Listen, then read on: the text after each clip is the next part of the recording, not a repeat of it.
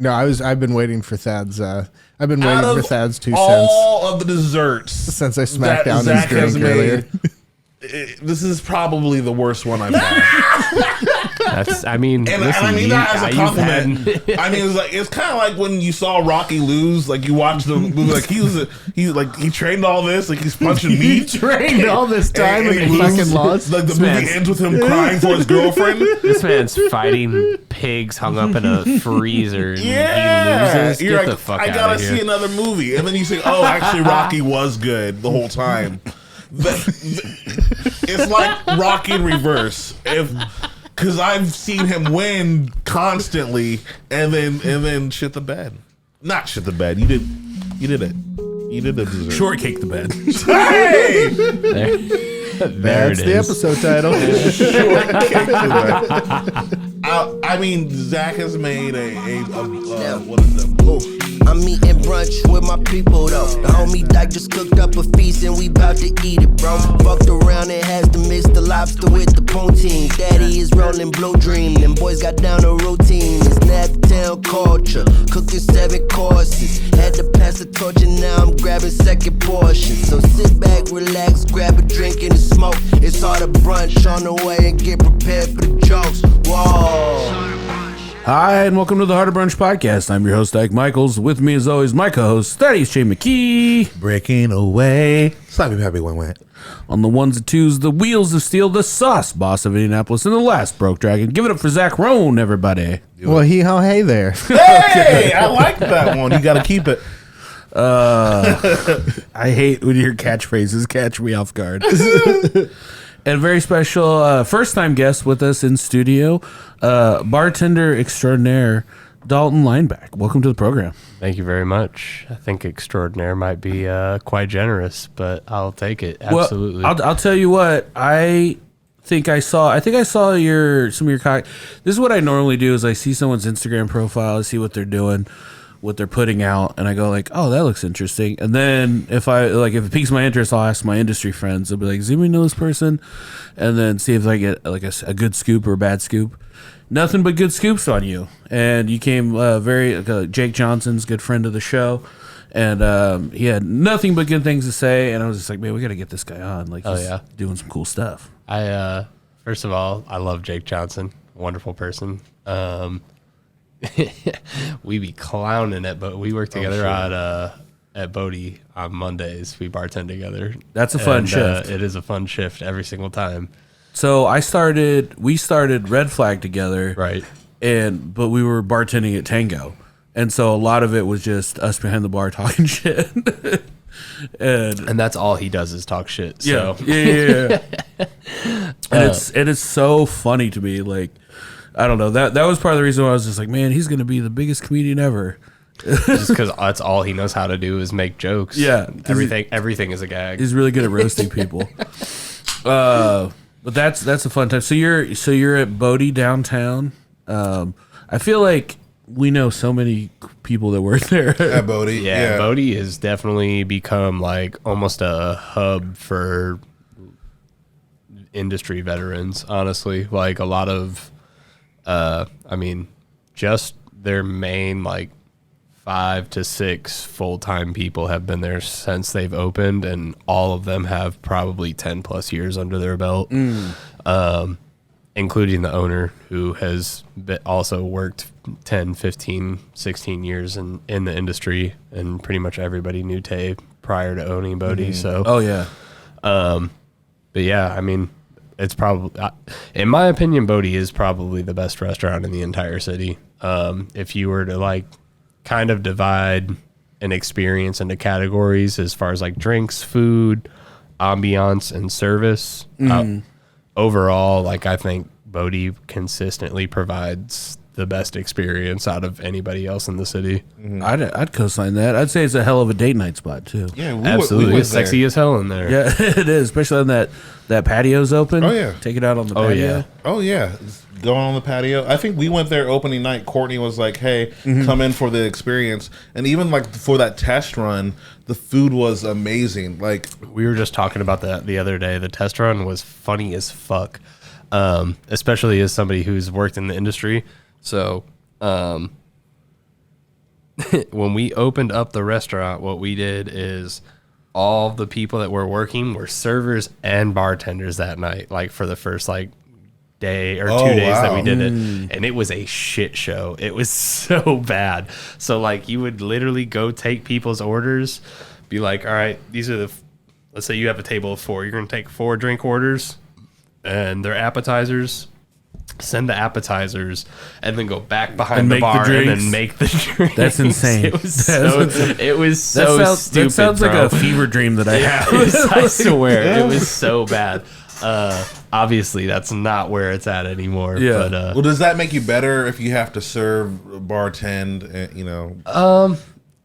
I think yes, maybe just not in the same shift. I think being able, like, one thing, so I worked at Ball and Biscuit for 4 years, and I think one thing that really, first of all, Ball and Biscuit was the best place that anything that could have happened to me as far as like setting me on course for the industry.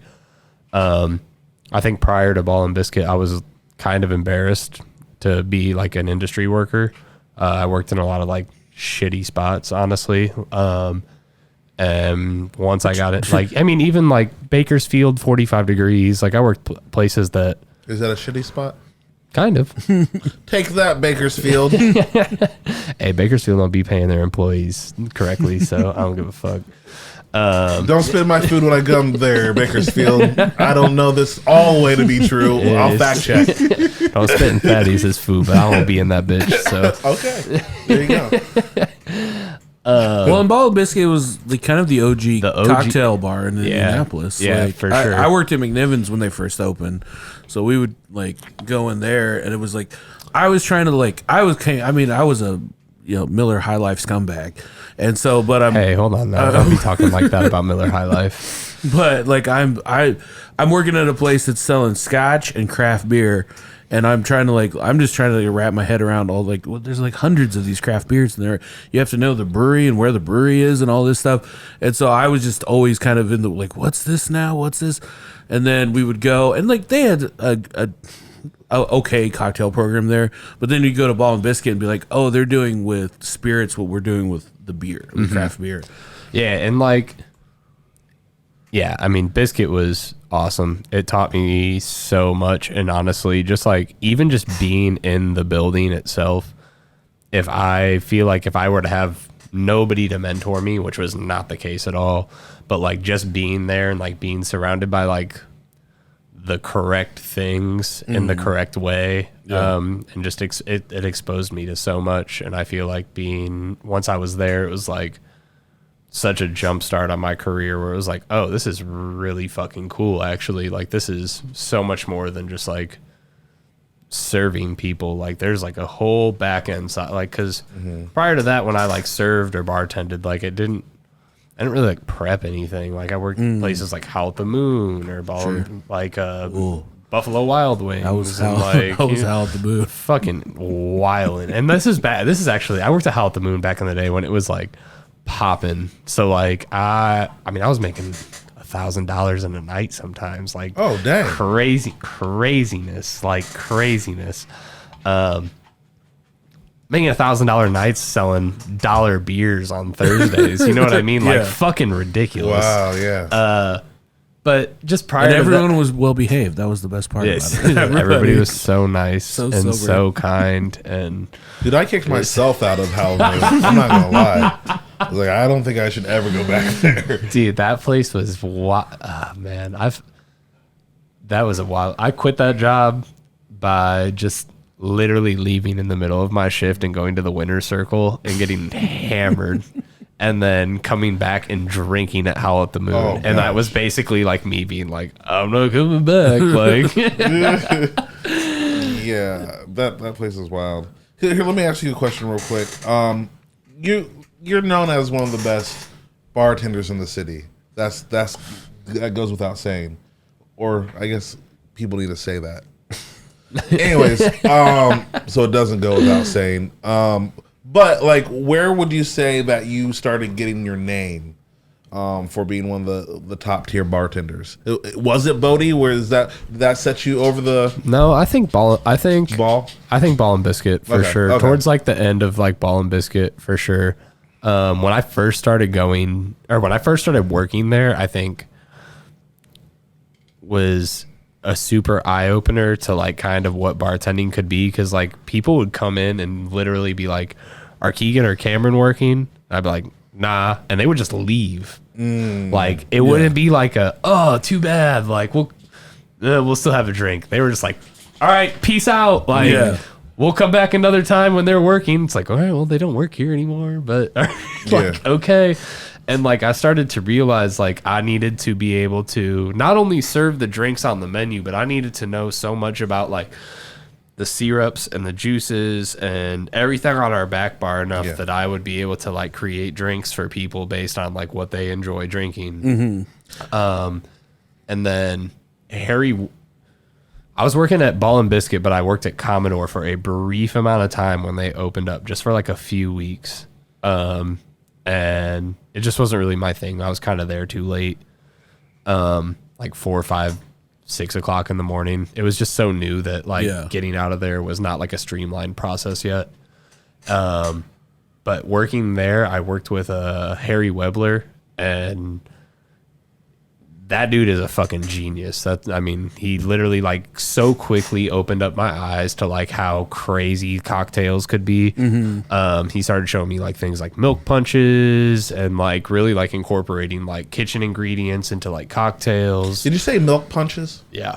So that sounds like assault. So funny enough, milk punches are like my favorite type of cocktail to make. I did one for Butter. I have one on Bodie's menu right now. I have one on Nowhere Specials menu right now. It is milk punches predate the word cocktails themselves. So milk punches are made from a chemical reaction from lactic acid and citric acid. So what happens is let's say you're going to make a sour. So in simplest terms, you're going to make a sour. So 2 ounces of a spirit, an ounce of your citrus, an ounce of a sweetener. So gimlet, daiquiri, something like that, 2-1-1. You add that to 20 to 25% of that volume. You would take milk and add all of those ingredients together. Yeah. The citric acid and the lactic acid have a chemical reaction and cause like almost like an instant curdling. Oh. You strain that through like a cheesecloth, coffee filter, something that's super like fine, very fine. And you kind of let that like drip out. And essentially what you're left with is like silky, smooth, totally clear cocktail. That has like slightly like a yellow hue depending on like what ingredients you use. Like if you have like if you're using like bourbon or rye or like something that's not necessarily a clear spirit, there'll be a little bit more of a color to it. But overall, it's like you can see straight through that bitch. Okay. And it just kind of like rounds it out, smooths everything over. So like if you're using rye, it takes all that like acidity away. It pulls out all your impurities, the color. Okay. And the shelf stability is like really nobody really knows. Honestly, they found one from like the late 1800s, and it's still good to go. And someone drank it. Yeah. Can we do that at Harder Brunch sometime?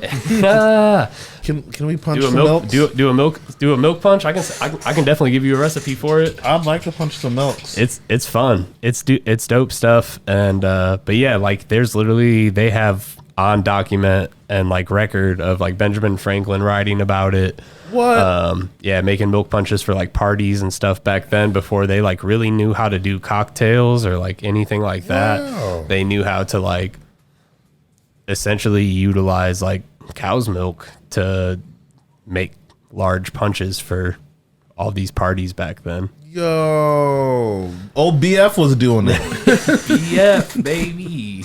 Our guy BF, we're a big fan. So you also do a lot of these like competitions, like bartending competitions. Yeah, that's kind of new for me though. I've only done like a few. I kind of just dove deep into like the big ones really fast. Brooke Taylor and I have worked together for like a really long time. She works at Commodore. Yeah. We used to work at H&M together. So she's kind of always been somebody that like we've been doing the same thing for so long that I kind of like watch what she's doing, and like we work together on some things, but I know she was getting into a lot of competitions, and I was like, maybe I should try my hand at these as well. Also, Heather Storms was telling me that I should probably get into some competitions. Yeah. I was just like, all right, cool. So I did this, I did a parch pavement competition. Shout out Parts Pavement. Brooke kicked my ass. And then These mocktails can be tricky. they can be tricky, and we didn't have like spiritless or like anything like that. Like it was just juices and syrups and like kind of what we made. And I enjoyed what I had made, but we went in. So the competition was we were going to be randomly partnered with somebody. So there was like 8 of us, and then we were going to randomly draw and be partnered with another one of the 8 people. We could choose to bring like our own ingredients or not. I was like, well, I'm going to be paired with somebody. I don't want to bring an ingredient and then be like, well, I fucking hate that flavor, so like let's not use that. Yeah. I was like, I'll just wing it and use their like whatever cabinet they got or pantry they got. I was like, all right, cool. So I get there, and I'm the only person that shows up without like my own ingredient. I was like, all right, cool. I fucked up for sure. Like, and I did. I fucked up. I took last, but it was cool. It was fun. I don't mean this offensively at all when I say this, and then we might have to strike this from the record.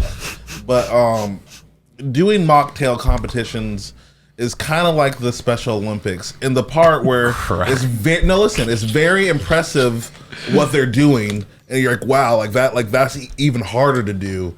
You know, it's even harder to do the 100 in that way. But it's impressive, but not as many people are tuning in. And that's what I'm saying. I'm just talking. I was afraid you weren't going to stick the landing, but there it is. Yeah, that's all I was trying to say. I feel that. Because like, yeah. I mean, you're not wrong. I was surprised. I'm sorry, you don't need to go any further. I was surprised by the amount of people that were like really into huge. it. Honestly, there was like 50 people there. No, it was. Like, I was there chilling for that. You were there too at the garden table one, or they've had a couple of. I was talking about the competitions. one at Bodie. Oh no, You were there. I wasn't. Okay. I was not at the Bodie one. Okay, yeah, that one was packed. They That had was a whole the band. that was the third round of that comp. So that was the first parch pavement competition they did. They did one at the first round was at Duke's. The second round, I forget where it was, if I'm being honest. And then the third round was at Bodie. And they had like the band, which was like Alex Roth, Harry Webler, and Cameron Lockwood. Funny enough, because all of them are also industry people. Yeah. They're all cool as fuck. Oh, they're performing in a band together. Yeah, they're all 3 of them are in a band together. Oh, that's funny. Yeah, it was wild. Yeah, no, I mean, that's the thing. I feel like a lot of people are California sober, you know, a lot of people, especially like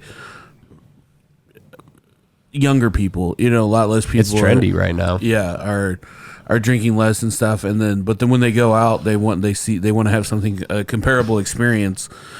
I work at a wedding venue, and I always get this weird thing of like pregnant women confessing that they're pregnant to me, and I'm like, you don't have to give a reason. Like, don't tell any of my friends that I'm pregnant. I'm like, I don't know you. Is that a real thing that happens? I swear, dude. Every week. They'll be like, none of my friends know that I'm pregnant. Like, this is my best friend of 14 years wedding. Yeah. Please don't tell her I'm pregnant. I'm That's like, you've hilarious. never met me. I could tell everyone here right now and ruin your fucking surprise. I'm not going to, but like, that's a crazy thing to admit to a stranger. You don't know me at all. Yeah. My boyfriend shot up the club. Literally, I said, don't tell anybody. I swear though. But literally, yeah, no, you're not wrong at all. It happens to me every week. But then you just, and like, we don't have obviously it's a very cookie cutter bar setup where I work. So it's just like, just making them something with, you know, juices and stuff They're like that. Can I get a mocktail? I'm like, I will make you a margarita. Yeah. It's simple syrup and lime juice. Here you are, my friend. Enjoy. You put a little grenadine in that, and they're like, oh, ooh la la. Yeah. I swear. But that is one thing though that I've noticed increasingly everywhere though is like mocktail menus are getting bigger and bigger. Oh yeah. There's that Memento place that's supposed to be opening on the north side. Memento, like the movie? MEMENTO. I don't know. It's like a spiritless cocktail bar. Nice. It's supposed to be like a coffee shop and like a dry bar essentially. Really? So they'll have like alcohol-free bitters, liqueurs, spirits. Essentially, it's supposed to be like a coffee shop and a bar, but without like any actual alcohol in it. Well, then there's that Dab bar in Fountain Square that also serves. I don't know what their mocktail. Do you program know? is like. So the one in Fountain Square actually buys all their stuff from the one in the industrial complex. Oh, The original one, it's called Mako. Go in there if you haven't. The one in Fountain Square is dope. I had a really good time, but the one inside of the industrial complex, I like it more mostly, honestly, because I'm a fucking hairy motherfucker, and the air conditioning in there is so much better than the one in Fountain Square. But yeah, the one there is called Mako, and the one in Fountain Square, that's where they buy all of their wax and everything, is from the one in the industrial complex. They're like the OG one that like sells to pretty much anybody around here. But they have like pens and all that stuff, and they also have another thing. I have it with me right now. Oh, there's some merch. It's not even a merch. It's dope what they do. So it's for the industry. Let's see it. Yeah. Maybe if I have it. Maybe I'm lying. Oh yeah. It's called the I Love You program. Okay. You get 50% off all of their products if you're in like the service industry. Oh wow, that's cool. So like I can go in there and get a dab pen for like $12, $15. I can go in there and take a dab for $2.50 and then just be on my fucking way. All right. Well, a hell of a plug for Mako right there. It's fucking dope. They're cool, and they just redid their whole inside. They have like an actual like bar in there, like to like sit down and like hang. They have like Delta 8 THC like drinks and stuff like that. You can sit down. They'll literally light you up a dab, and it's fun. It's a dope spot. Yeah. Man, I haven't actually. I've been in there. Just we have a friend that's like managing there, so I've seen it, but I haven't like partaken in anything yet. It's dope. But I don't literally. It is literally dope. You came on we had a very interesting situation happen with you because of miscommunication on my part. You actually had to get back out to work after brunch. You came in. First of all, you made some amazing cocktails for us. Yeah. Much appreciated. That first one, the daiquiri. What's up, Dak? Yeah, carrot daiquiri. Tell us about that. So it originally started as just like a plain carrot daiquiri that I had made for an event for Gang Gang, and then I spilled all of my carrot juice on the way to like the meeting, so I just never got to pitch the drink. I literally like spilled, like I was walking in and I drove like 20 minutes with this carrot juice and like all of my ingredients. I got in the building, was walking down the hallway. I don't really know what the fuck happened. I dropped my carrot juice and it was just gone. And I was just like, fuck. But it was I really enjoyed the drink, and Corey from Strangebird, I was literally like, I had told him the drink, he had tried it, I told him the name, he thought it was hilarious. I was like, man, I have to do this again. So when you guys had asked me like to come over and do brunch, I was like, this is perfect. Like carrot, ginger, turmeric, like endless summer is the theme. Like it's perfect. Like these are all very like summery, like vegetal, like kind of like almost like those like detox juices that people like to drink. Yeah. It's also one of the perfect names. I have to give you that. What's up, Dak? Yeah, love it. Well, and like someone who's like made drinks with like carrot juice before, there's a real balance there, like where it can be not as appealing. You know, it could be very I feel like I'm just drinking carrot juice. And there was a good balance between the ginger, the sweetness, the carrot. Mm-hmm. And then having the little ginger garnish on it, it was just like, I was like, oh man, like this. It was so fresh, and like it was just like I immediately was like, I want another one of these. Yeah. Vegetal and like savory cocktails have definitely recently become more of my thing. Like, there was a cocktail that we had at Biscuit, and that kind of like turned that switch for me. It was called, we were doing a Step Brothers theme menu. Nice. I'm not going to call him Dad. Mm-hmm. And it was gin, cilantro liqueur, lemon juice, simple syrup, and then you shook it with cherry tomatoes and green bell peppers. Nice. And then there was some saline solution in it. And it just kind of like made me realize like all those like gardeny like vegetal flavors are delicious when you like combine them with like citrus and like liquid form essentially. Like when you make cocktails that are like really touching on that like light vegetal savory flavor, like they are very good. So that like gardening flavor is just kind of like something that stuck with me for like a really long time. So like when I started making like this daiquiri with carrot, and ginger and turmeric, it was just like, I enjoy this. This is like refreshing, but like vegetal at the same time. So if I go to Bodie, can I just ask for the what's up doc there? For like if you're working? No, but if you asked me ahead of time, I would definitely bring in. Oh, because you need I could definitely bring it. Yeah, if we just don't have like that on hand. Okay. But I would be happy to bring some of that in. Well, I don't need you to make a special maybe not drink at maybe there not at Bodie. Bodie. Maybe at Nowhere Special. If you came and saw me at Nowhere Special, I would do that. That would be easy. Okay, because I was thinking because you're the famous bartender. Like, what if people always just did that one drink with you? There's like which it's so funny that this is the drink. There's like a raspberry martini that I make, and it's not even my recipe. Okay. Like it's literally, so when I worked at Biscuit, a dude that I worked with, when I first started learning how to bartend, these girls came in and asked me to make a raspberry martini. And I was like, hey, yo, how do you make a raspberry martini? And he was like, blah, blah, blah. He like, here's how you make it.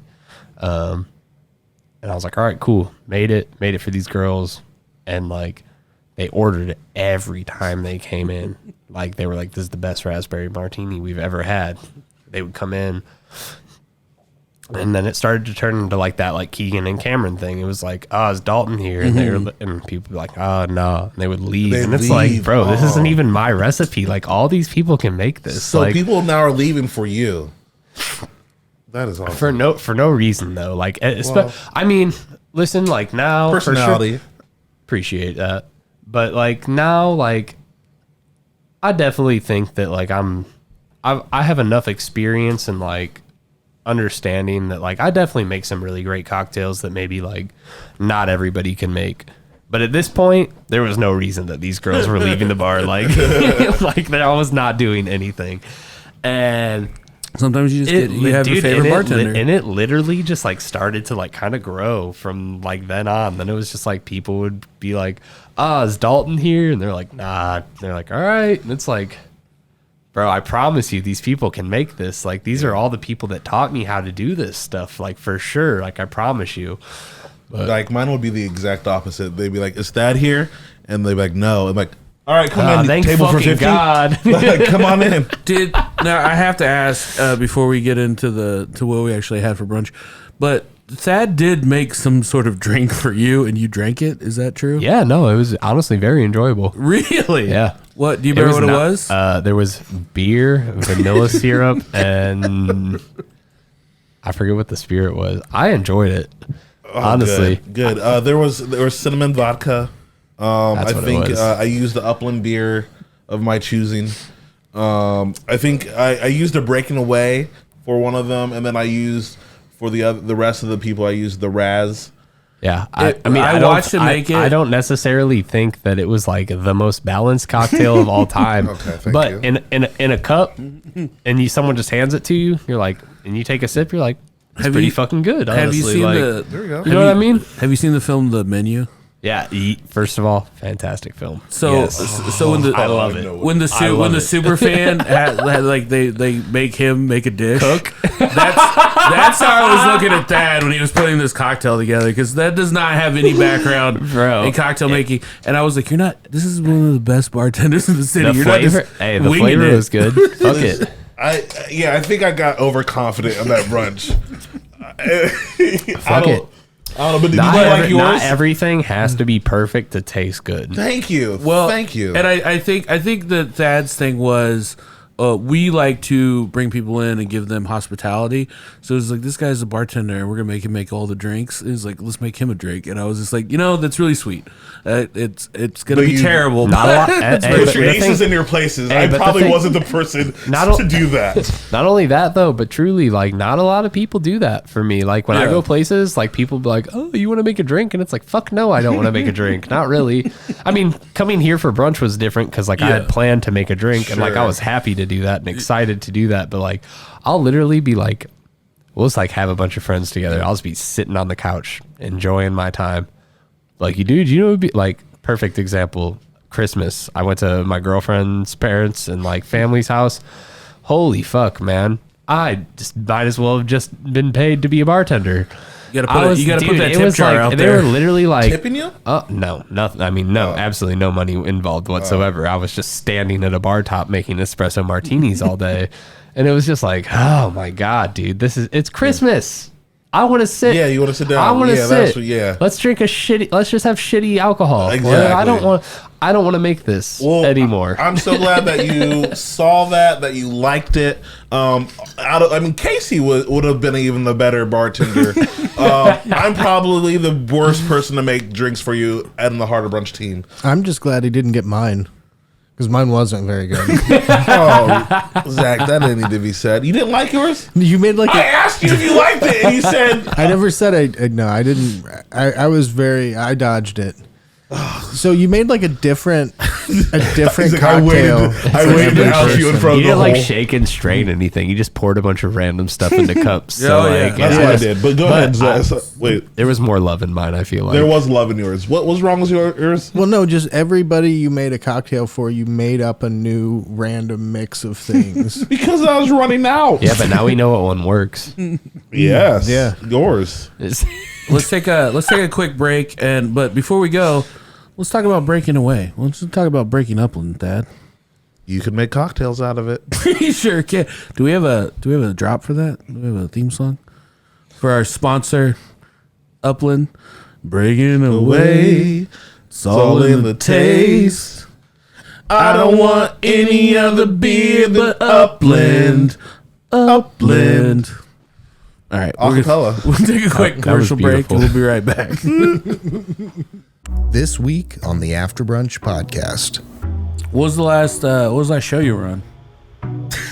That's a good one. Like 2 weeks ago. What was it? What was it? It was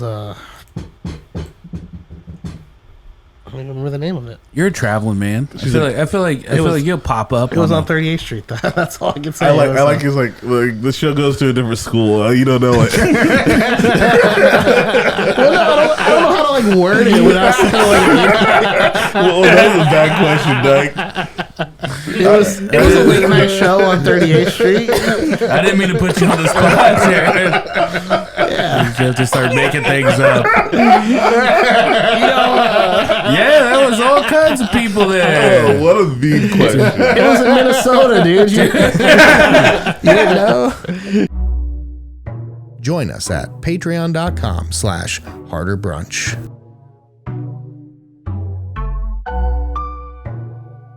Welcome back to the Harder Brunch program. I got to tell you, Tinker Coffee. Tinker Coffee has been a long-time sponsor of ours. I don't know if you've had Tinker Coffee before. Oh yes, especially that new one. I live right behind the Raskeller. So yeah, the new one. It's right down the street. Right down the street. I walk my dogs down there like maybe 3 times a week. That is awesome. Yeah, and they got food. They're like doing it big. Yeah, they're right there in the mix of things. You can get Tinker Coffee delivered to your house, and if you use promo code brunch, they'll throw in a little discount. Do you know about that? Mm-hmm. Know about that? I didn't. We'll have to be using it soon though.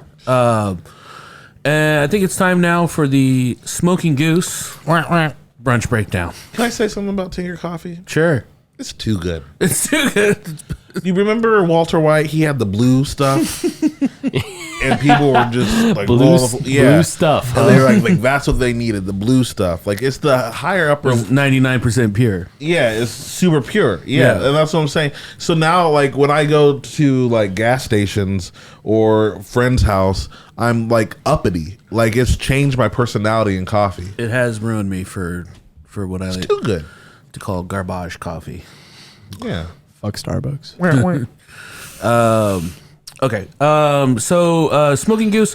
One of the things at summer camp we had comics come up and pitch us commercials for our sponsors, which was really fun because I love that. they took like we did it like Shark Tank style, and they took they had some really creative takes on it. But one of the things that I thought was young Thomas was talking about how you could really romance somebody by taking them out for a nice charcuterie and chill, For sure. And I was just thinking about, because I was at Newfields this past weekend working Penrod, and I remember taking a lady friend back there on the arch grounds and having a picnic. I had a back picnic, and I did bring Smoking Goose products there and laid it out. And I got to tell you, The best charcuterie products. it's amazing. It's amazing. I got to tell you, it's impressive. Yeah. Smoking Goose has some dope stuff too. You're gonna. It's called. I call it picnicking a lady. Can I ask you, did you get a second date? Picnic I and did. a lady. I sure did. So you're saying charcuted up. Charcuted up, and charcuted out. You bring some charcuterie and you might get some charcuterie. You know what I'm saying? Oh, I think I get it. Pull up charcuterie. I don't want to see that on the screen. But yeah, Smoking Goose brings us our brunch breakdown, which is what we had. So the funny thing was, you had to leave after. I've never had this happen in 3 years of podcasting. That makes me feel so bad. We've had people cancel on us, which is terrible because then you go on the wall of shame. Mm-hmm. But we've never had someone come and eat. And then, I said, I'm gonna let y'all feed me first, and then I'm a dead. And then chirp out. Honestly, I had more respect for you after you left. Because you're like, I'm about to go. It's a power move. It's a power move. I think we put your face on the board, like on the wall, like at least for a month. I was so confused because I got everything set up down here and I came up and you're like, all right, well, I guess I'm out of here. Bye, guys. And I was like, what the fuck happened? Fuck this guy. Yeah, no one goes through 5 courses and then was like, I'm not feeling doing the podcast. I'm cool on the podcast. Thanks for the food, though, guys. That was dope. Yeah.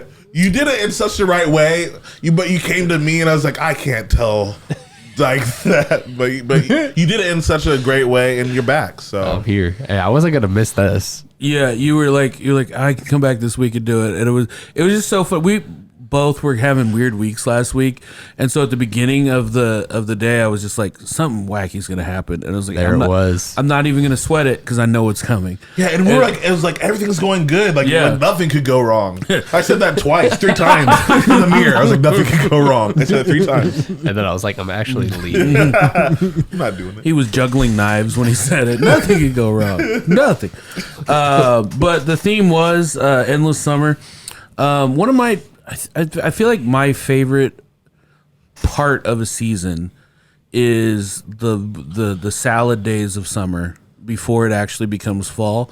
I think when I was a kid and it's always you're already back to school, so you're like whatever. But as an adult, it's like that like late summer. Yeah, as an adult, I just enjoy it so much because it's like people want to call it spooky season now. They want to go to the next thing, and I'm just like, man, I enjoy. You get those like 85-degree days with like 55, 60-degree nights. Like I can wear shorts and a t-shirt during the day, and I can wear like sweats and a sweatshirt at night. Absolutely. Yeah. And like I don't like the other day, like it was like the perfect temperature to eat some curry and a fucking soup outside at Bodie. Yeah. Like, like I had ramen at Strangebird the other night outside on the patio, but I wore a sweatshirt. It was like, I love that. Yeah. It's my season, and so I wanted to do an endless summer thing, and you knocked it out of the park with that cocktail we were talking about earlier. And then Zach started off with the first course. Oh no, wait. You actually started. I started. We did it out of switched order. up, yeah. So did a strawberry watermelon salad, which I really enjoyed. I was very proud of it. I liked it, but I forgot how much watermelon sweated, and like I was just watching it like drip out onto the table the whole time, and I was like, man, that thing just doesn't stop oozing, does it? That's not what people want to see. Well, I mean, no one was paying attention to that because we had the watermelon and the strawberry, and then what did you put on top of it? Feta. It was Gas. There you go. Gas. We were all talking about it, and it was Gas. yeah, It was on my list. I have it as my second favorite, but it's tied as on the score. First or second, I guess, is what I really had it at. That and one of our later dishes were both up there for me. I'm excited to hear which one. So that got number 2 for you. Technically, yes. I did ask him to rank them. Yeah. Well, I got them too, 1 through 5, right here. and I want it, man. And if you look at the whole menu, this is one of our.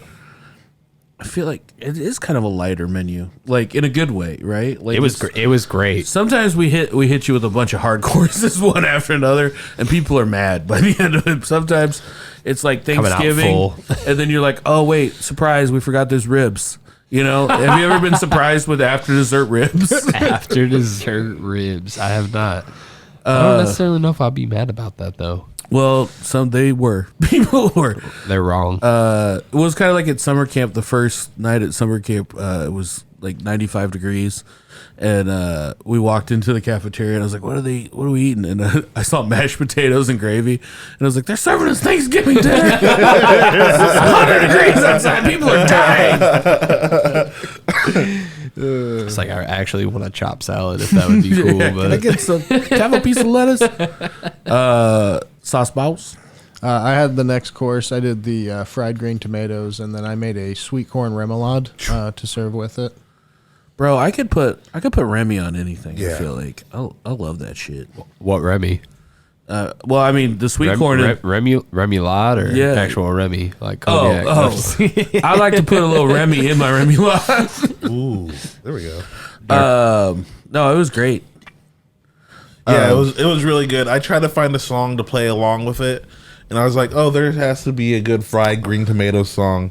There isn't. Well, there's a movie. Yeah. Jessica Tandy shout out. Sounds like a Zach Brown band song. Isn't fried green tomatoes about like the guy everybody fell in love with the black dude in the white town? What? That checks out, I think. Yeah, you know what I'm talking about, the old black man. Yeah. And like the kid's like, don't play with me. No, I have no Oh, clue, but it kind of sounds like it would check out though. I haven't seen the movie. I probably should do a book report on the movie that based on the cover. Okay, never mind. Sorry, but it was good. It was good. I'm honestly, this dish, I was sad because I had to put it 4th out of 5, but it wasn't like a bad. Like I enjoyed it a lot, but there were so many good dishes. It was kind of hard to rank them all. Like You put this as 4th? 4th, I know. I like how no one asked you to rank them, and you just decided to.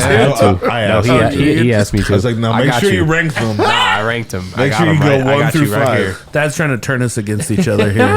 Oh yeah. The next dish. I'll stop telling my rankings. No, please don't. Yeah, now we eat. Now, unfortunately, we have to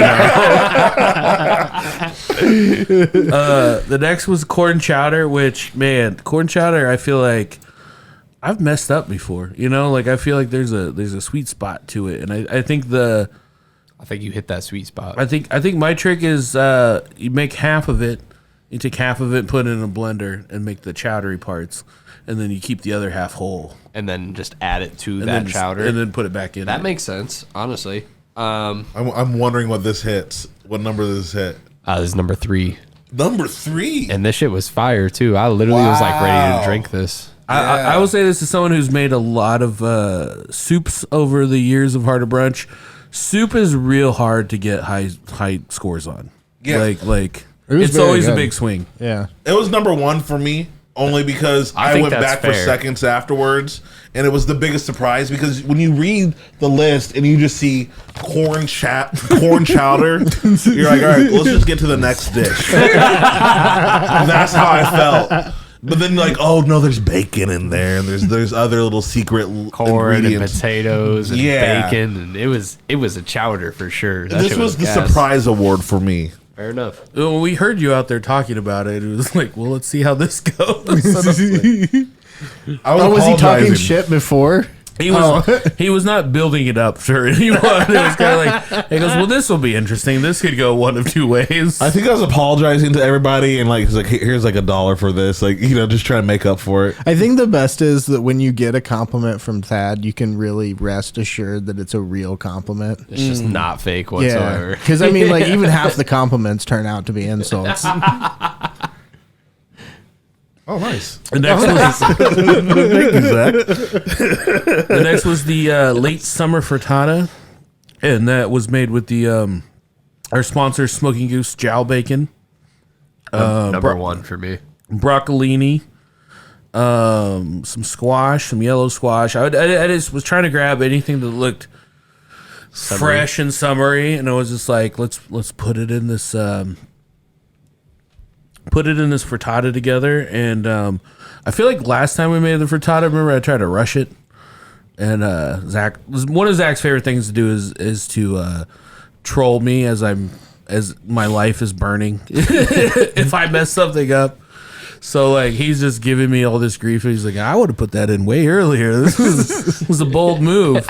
So I was like, I knew this frittata had to go in early. Thanks for letting me know earlier. Thanks for letting me know now that you would have done this earlier instead of earlier. Be like, you should do this now. No. Well, the thing is, you would expect like it's shit like it goes way outside of reason because it's shit like for the fourth course he'll be like, I need you to start a pizza dough, and there's no fucking way that you would have thought that he would have gone into it without that pizza dough having been done already, right? Just So ready to yeah, go. no, it's a valid like when he pulls it out like, oh, you're just starting your frittata, like they're expecting it in 5 minutes. Right.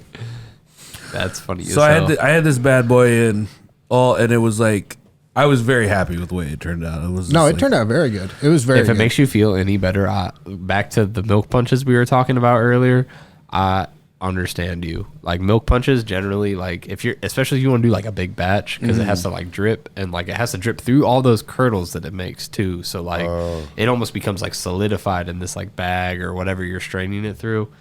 And you should give yourself 72 hours realistically for if you want to do like a big batch. And I did the Corks and Forks event at Gainsbridge for Patron. I put together like a team of bartenders. I did a milk punch and I tried to do it in like literally like 4 hours. Like I should have given myself like 3 days, and I started it at like noon and needed it done at like 5 p.m. my bro. gosh. And it was just there was no chance. I did not succeed. First of all, I failed epically, like so epically. More like a milk slap. Yeah. There's nothing like watching something and knowing It's like a boo and a clap at the same time. I don't even. knowing in your brain that there's not enough time for this thing to come out the way you want it, is but no also chance. hoping against hope that somehow something's different this time. Even though scientifically and historically this is not gonna fucking work whatsoever, please fucking work. And then Zach, you had the dessert. Then I had the dessert, which was the blueberry shortcake. And I got the blueberries from the farmer's market and then just made little shortcakes. And then we had a shitload of whipped cream left over from summer camp. So Fuck yeah. Oh, okay. It was nice and light. Like I made one up and I was just like, oh man, I really like this whole menu. Like I feel like we always stick the theme pretty well, but I feel like this we really like got the theme like top to bottom, food and cocktails. Very interesting. The blueberries were wonderful. And that also, did the blueberries come with like the sauce or like whatever you had on with it? yeah, no, I made the. So I had 2 sets of blueberries. I cooked down half of them and made like the syrup with it. and then I just took the rest of them fresh and sunk them in the warm syrup so that they would still be kind of whole the next day. The syrup was fire on those things, like delicious. You gave that a 5? It was last for me. Which is surprising to me. I just enjoy savory things, honestly. I get that.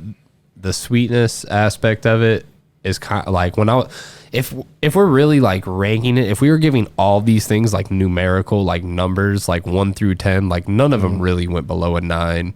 But like I can't be like they all tied for first, because that doesn't sound real at all. You have to put them in order, and all of Zach's dishes came at the bottom of the order. And there has to be a reason. Oh my gosh, are you gonna take that, Zach? You know what? Dyke's had a big week. I'm happy for him. Letting him take his W's. This is what I do want to say about Zach's dessert. Zach in the city is one of my favorite dessert makers, and when I say that, I've had a lot of desserts. I'm not trying to pat myself on the back for that, but like you're a pastry boy. Well, I'm a pastry boy. You know this. I've had Bridget's desserts, which are really good, and Zach's what I'm trying to say is Zach doesn't usually miss. I don't usually shit the bed on desserts. I don't feel like you missed. No, I've been waiting for Thad's. I've been waiting for Thad's 2 cents. All of the desserts since I smacked down Zach his drink earlier. This is probably the worst one I've had. I mean that as a compliment. It's kind of like when you saw Rocky lose. Like you watched the movie, like he trained all this, like he's punching meat. He trained all this time and he fucking lost. Like the movie ends with him crying for his girlfriend. This man's fighting pigs hung up in a freezer. And he loses. You're Get the fuck out of here. I gotta see another movie, and then you say, "Oh, actually, Rocky was good the whole time." It's like Rocky in reverse. Because I've seen him win constantly, and then shit the bed. Not shit the bed. You did it. You did the dessert. Shortcake the bed. Hey! That's the episode title. Shortcake the bed. I mean, Zach has made a what is that? Blue cheesecake that blew my mind, and I haven't been able to stop talking about. Cheesecake is my favorite dessert. So by like a long fucking shot. That's what I'm saying. Oh, you should. Yeah, that's what I should have done. Zach's making note for next time you come back on. Put that blueberry syrup on the fucking cheesecake. I'd be done. There it is. I'll eat the whole fucking thing. Oh my gosh. So that's really so what we used to do on the show, my old co-host is not a food guy. And so he would just kind of like that makes no sense to me. I don't know how people aren't food people. Well, I mean, like Thad likes food, but he doesn't have a food background. He's not. What I like about that is that he's not service industry background at all. So he will ask questions from an angle that I would never think to ask. You know, and like sometimes it's very simple. Like, well, what do you do X? You know, and I would never ask that. But I think it's great for our audience and it's great for like the show for sure. But like Chris King he had the opposite energy of just like it was just negative, and so it would be like one time like I made gumbo and he's like, what is this, hot dog soup? So we would just go through every dish basically every week, hot dogs, and he would roast it, and it was a bit it's just like hot dog and beans. Yeah, it's hot dog and beans. And so like we would go through the menu, and then and it was like stuff I worked on hard all week. And my favorite thing about this dish is it didn't taste good. Nobody liked it. It made everyone sad. Like one time I like this dish because I took one bite and instantly realized it needed to be in the garbage. One time I garnished the dish with I'm pretty sure it was a corn chowder or soup, and I thought it'd be real player to like put some fresh popcorn on as the garnish, and like. You know, if you put popcorn on a soup, it's gonna get soggy. For sure. So I don't respect the vision though. Yeah, like in my head, it made a lot more sense. But then everyone just had something to say about the soggy popcorn on top of it. My favorite part was the soggy popcorn. But going back to cocktails, because this was the thing. Like I consider myself a passable bartender. You know what I'm saying? Like a serviceable bartender. Yeah. But like the mixology garnishes started getting crazier and crazier. I'm here for that. I don't know. Here's the thing. Like, for me, there's a lane where it makes sense to be crazy, and there's a lane where it's obnoxious. Like, agreed. Here's what I find obnoxious. Fucking clothespins. Clothespins on cocktails, I don't need them. I think, okay, so I agree to an extent. There's like, you don't need to fucking clothespin a dehydrated lime wheel. You can just throw that on the fucking top of the cocktail. You're an idiot. Like, get the fuck out of here. I think they're like, why is there a dirty clothespin in my drink in the first place? That's what first of all, I hope that's not. I hope it's not dirty. I hope it's not dirty. I hope it's straight out of a brand new bag. And but like there's a cocktail at Bodie right now that it's not it's called Rooster's Millions, and we put 3 like lavender sprigs in there. But if you don't like. If you put just the lavender sprigs in the cocktail, it just like sinks into the cocktail and like you don't really see it.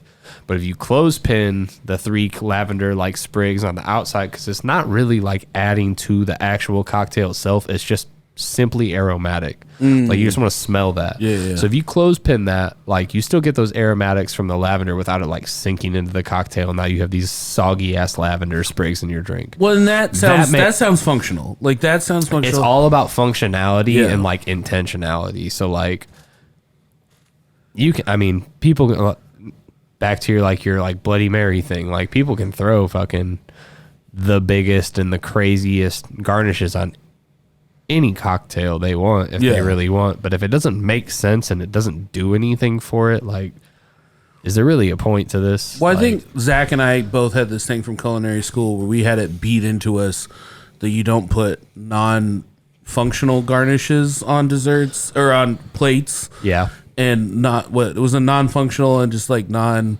like people like favorite thing to do in culinary school is like, hey, this ice cream dish or this dessert looks plain. Let's throw a fucking sprig of mint on it. Right. And there's no mint in the dish whatsoever. It was just like to put something green on. For sure. And they were like, don't do that. And so like that kind of transferred over to cocktails for me, where it's just like to me there's always like there's like the intuitive thing. There's the intuitive garnish for a cocktail.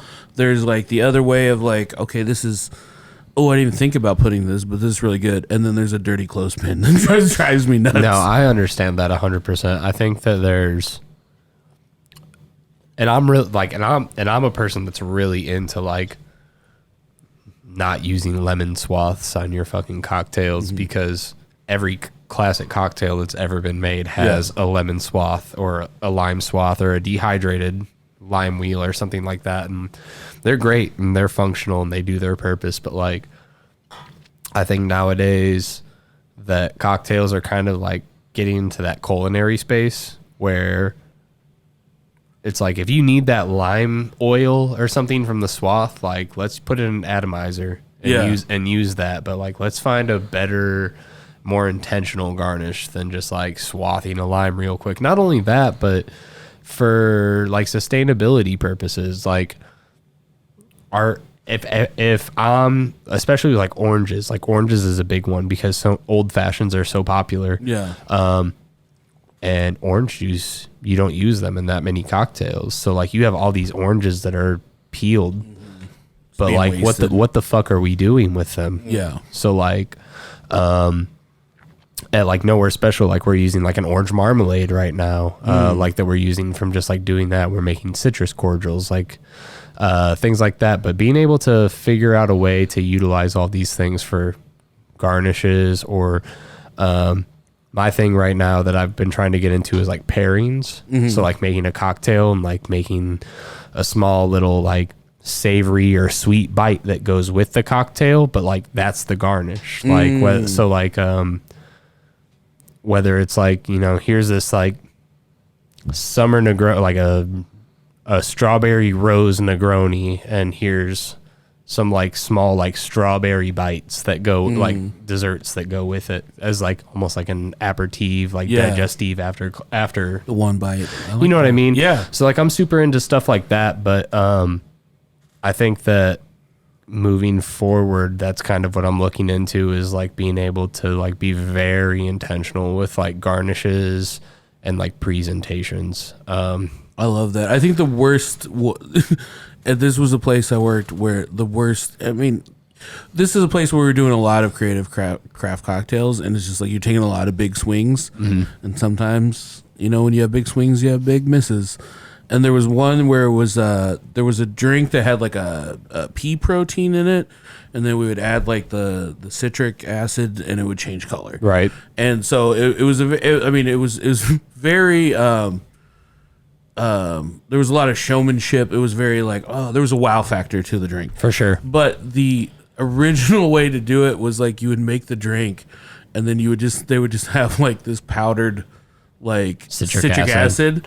And then it was just like somebody would order a drink and you'd be like, hold on a second there. And then you would just take a scoop it in there. Scoopful of powder and then mix it up. And it didn't look, it wasn't a good look. It wasn't a good look. And then we had like when we first opened at Bodie, we had a drink like that. I cannot remember the name of the life of me, but it came on you served it on like a platter, like a tray.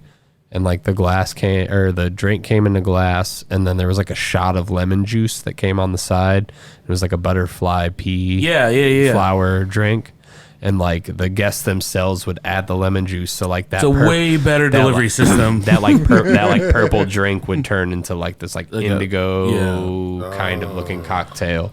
And like it was dope. It fucking sucked for storage purposes, honestly. But other than that, I thought it was dope. And the thing is that I really like stuff like that. And I think that Heather Storms is the best person in Indianapolis at doing stuff like that. First of all, she might just be the best person in Indianapolis. Wait, do you think she's factuals? She's the best bartender in Indianapolis. Man, I was going to ask you that. That was my last question. Her and Harry Webler, in my opinion, are by far the two most like intelligent and like they're able to like actually anything that they can conceptualize, they can make happen for sure. Like almost guaranteed. Like perfect example.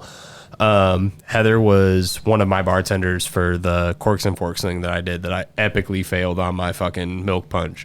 She made this like reposado tequila cocktail that had the syrup had like roasted corn, serrano peppers, like her simple syrup was so fucking good. I was ready to literally make it a salad dressing, and it's syrup. It's disgusting. Yeah. You should not be putting something that sweet on a salad, but it was so good. Like if you made it as like literally like a balsamic vinaigrette or something like that, it would blow your mind. Yeah, wow. And just that, like just one syrup alone, without her even trying to like inspire me, like inspired like 10 different like syrups, agaves, all different types of stuff. And like her and Harry are like constantly doing stuff like that, especially in Indianapolis, and just helping that like next group up without really wanting any recognition or repayment. Yeah. And I think between they're just nerds. They're really just cocktail nerds. I've had Heather do like a full presentation on something just for no reason and it will blow your fucking mind. And it was like, why do you know all this? Yep. Yeah. I remember there was a podcast called Burn the Well, and like she was the guest, and like they'd come in to my house and they'd make different cocktails, and they'd have like a drink off. And then like she just went into like a science textbook of like the history, and I was like, man, I really should be taking notes about where all this originated Is there from. a quiz at the end of this? Yeah, exactly. It's fucking wild. But she should probably teach a class. Like I think that'd be great, because anytime I talk to any bartender in Indianapolis, Heather's name always pops up. It always pops up. Always. It has to. She's one of the like her, Zach Wilkes, Kendall Lockwood, Harry Webler, Thad Mckee. After you had my drink, of course, obviously, clearly. But no, seriously, like those like 4 people, and then Curtis, he owns like Teeny, Almost Famous. Yeah. There's more. There's probably 10, 15, 20 people in total, but like those 5 have like heavily influenced kind of like the direction that I've gone in for sure. Absolutely. Can you drop a beat for me, Sauce Balls? Dalton, thank you so much. Thank you, guys. I could talk shop all day with you. Appreciate you coming, and I appreciate you even more coming back. Always. Where can people find you and follow you on social media and everything that you're doing? I Lineback on all my socials. Bodie on Monday, Thursday, and Friday. Nowhere Special on Wednesdays and Saturdays. Serious guys, go up there to Bodie when he's working and be like, throw a clothespin on my drink. You know? Dirty clothespin, preferably.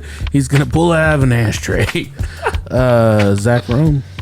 If you haven't checked out our Patreon, you should do that now. It's only $3 a month. You get extra episodes every single week. That's patreon.com/Harder Brunch. Daddy's Jake. And you can find me at Thad Mckee, or I'm writing a book. Bartending is pretty easy. It's my bartending book that I'm going to be releasing out soon. Bartending's pretty easy. Yeah, it's intuitive. Whatever you have in your house, it's whatever you want to throw make. it in a glass. It's not that hard. It's literally for brain dead dummies, for sure. Yep, check it out. At Dyke Michaels across all social media. Thank you guys so much for hanging out with us till the end, and we'll see you next time. Bye bye.